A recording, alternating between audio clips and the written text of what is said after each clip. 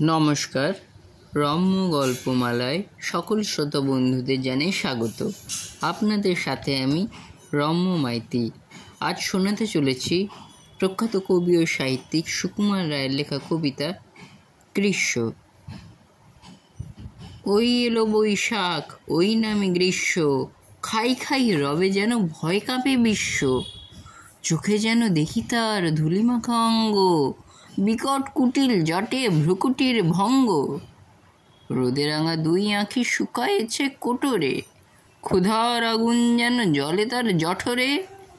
মনে হয় বুঝি তার নিঃশ্বাস মাত্রে তেড়ে আস কালাজ্বর পৃথিবীর গাত্রে। ভয় লাগে হয় বুঝি ত্রিভুবন ভস্য, ওরে ভাই ভয় নাই পাকে ফল শস্য। তপ্ত ভীষণ চুলা জ্বালি নিজ বক্ষে, পৃথিবী বসেছে পাকে চেয়ে দেখো চক্ষে। আম পাকে জাম পাকে ফল পাকে কত যে, বুদ্ধি যে পাকে কত ছেলেদের মগজে। কেমন লাগলো আজকের এই কবিতা? কমেন্ট বক্সে অবশ্যই লিখে জানান। কবিতাটি ভালো লাগলে লাইক এবং শেয়ার করতে ভুলবেন না। পরবর্তীকালে নিত্য নতুন নানা ধরনের কবিতা শুনতে এখনই আমার চ্যানেলটি সাবস্ক্রাইব করে আমার পাশে থাকুন। ধন্যবাদ।